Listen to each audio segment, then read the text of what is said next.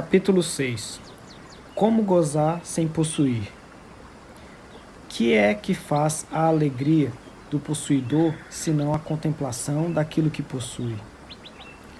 Um marquês de França, com quem Washington Irving nos relacionou, consolava-se da perda do seu solar, dizendo que, para suas vilegiaturas, tinha Versalhes e Saint-Cloud, e para os seus passeios citadinos as umbrosas alamedas das Tulherias e dos Luxemburgo.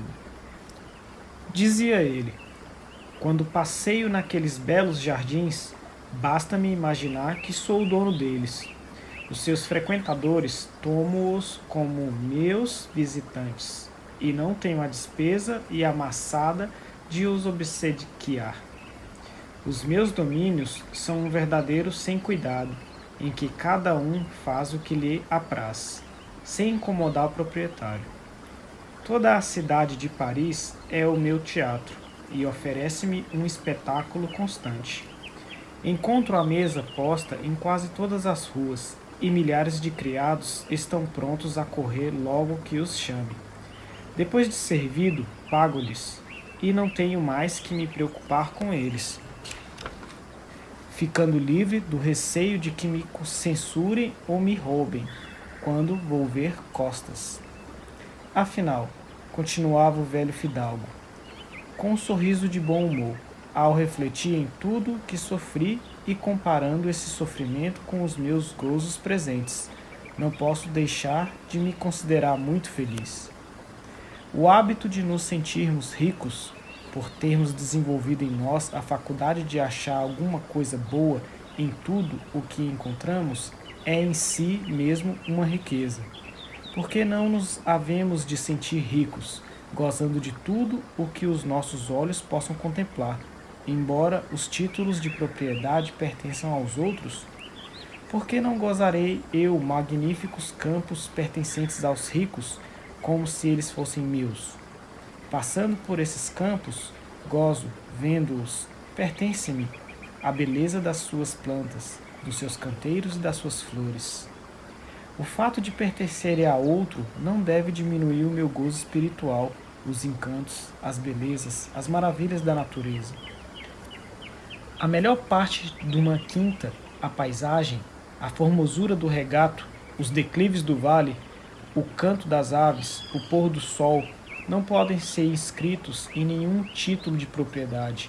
Pertencem ao olhar que as contempla, à alma que os sabe gozar.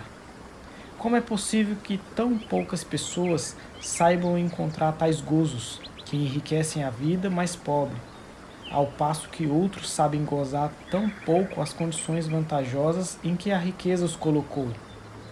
É apenas uma questão de temperamento.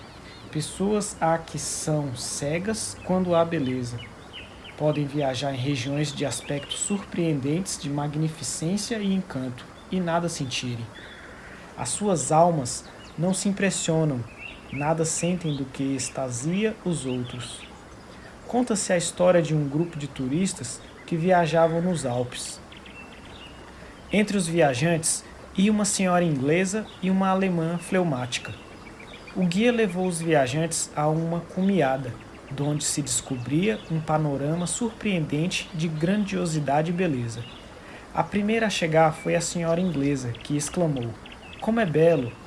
Após ela, assomou a alemã, que ajoelhada e curvando a cabeça disse enternecidamente: "Mil graças, meu Deus, por me terdes deixado viver para ver esta maravilha." Dizia o reverendo Dr. Carlos F. Ackerd: "Se não sois ricos, sede felizes por os outros o serem, e ficareis surpreendidos com a felicidade que daí resulta para vós mesmos." Meus pobres amigos que tanto vos lastimais, nunca refletistes em quanto sois verdadeiramente ricos. Dizeis não ter o mínimo pedaço de terra nem casa, e que viveis num aposento alugado e mesquinho. Ah, que enorme porção de prazer vos rouba a inveja! Pequena alma é aquela que não pode gozar o que é só seu e que atravessa a vida, invejando sempre. Devíamos ser capazes de gozar tudo o que é agradável, sem nos preocuparmos com o fato de nos não pertencer.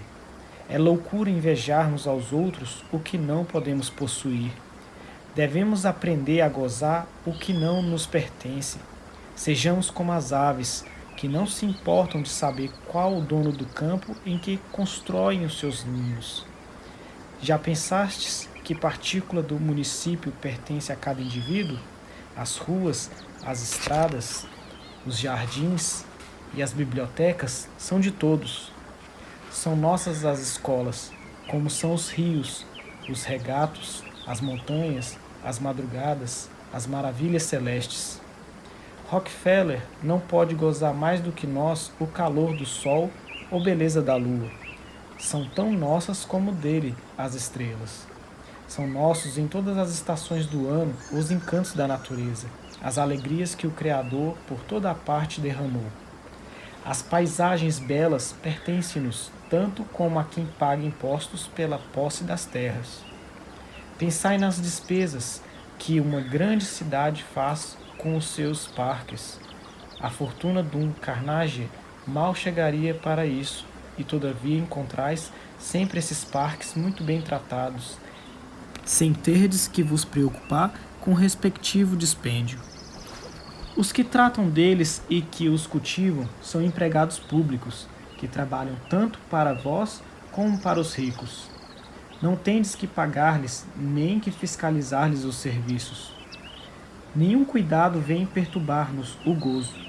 As flores, as aves, os animais, as estátuas, tudo o que se encontra nos grandes e belos parques são tanto propriedades nossa como dos ricos. Assim, os mais pobres de nós todos têm, afinal, acres de terreno. O mal está em exagerarmos a vantagem de possuir propriedades, de ter riquezas. O espírito humano não pode gozar muitas coisas ao mesmo tempo, e uma existência complicada conduz a um fim contrário ao que se deseja. Dizia um escritor: preferiria ser capaz de apreciar coisas que não posso possuir a ter coisas que não pudesse apreciar. Roberto Louis Stevenson empacotou um dia os seus quadros e mandou-os a um inimigo, que se ia casar. Em seguida, escreveu a um amigo, afirmando-lhe que acabava de se libertar da escravidão a que estivera sujeito por tanto tempo. Dizia ele: peço-te que te não deixes atrair pela fortuna. Nem uma vez por mês estarás em disposição de gozares prazer na contemplação de um quadro.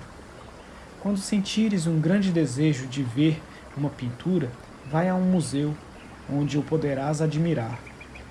Encontrando todas as telas bem conservadas, sem despenderes dinheiro, nem sentires preocupações, para que ter questões e lutar pela posse de um pedacinho de terra? Se todo o mundo é meu, para que invejar aos outros uma posse que não representa mais do que um direito à face da lei?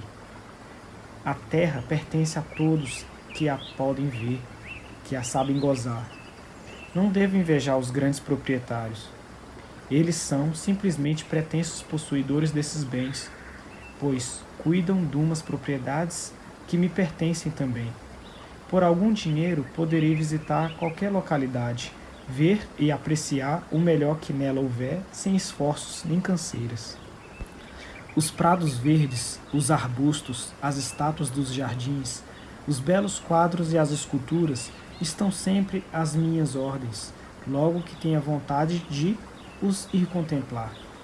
Não queira possuí-los, porque exigiriam despesas muito superiores aos meus recursos. Ocupar-me-iam um tempo precioso.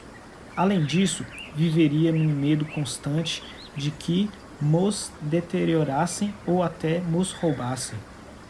Uma parte da riqueza do mundo é minha e posso gozá-la sem esforço ou sacrifício. Muitas pessoas que me rodeiam trabalham ativamente para produzir coisas que me devem agradar e porfiam em as oferecer por um preço mais baixo. O pouco que eu pago para as bibliotecas, vias férreas, galerias de pintura, museus e jardins é muito inferior ao que seria preciso para eu manter uma pequenina parte de tudo aquilo que posso gozar. A vida, as paisagens, as estrelas e as flores, o mar e o ar, as aves e as árvores pertencem-me. Que mais quero eu? Todas as gerações têm trabalhado para mim. Toda a humanidade está ao meu serviço. Tenho só de me alimentar e vestir. Há pessoas tão bem constituídas que não precisam de possuir as coisas que gozam. Não são invejosas, folgam, apesar de serem pobres, de que os outros tenham belas casas e dinheiro. Henry Ward Beecher tinha assim uma natureza larga, liberal, magnânima, amável, que lhe permitia gozar sem possuir. Costumava ele dizer que parar diante das exposições dos armazéns, principalmente no Natal, para admirar tudo o que via, era uma das suas grandes alegrias.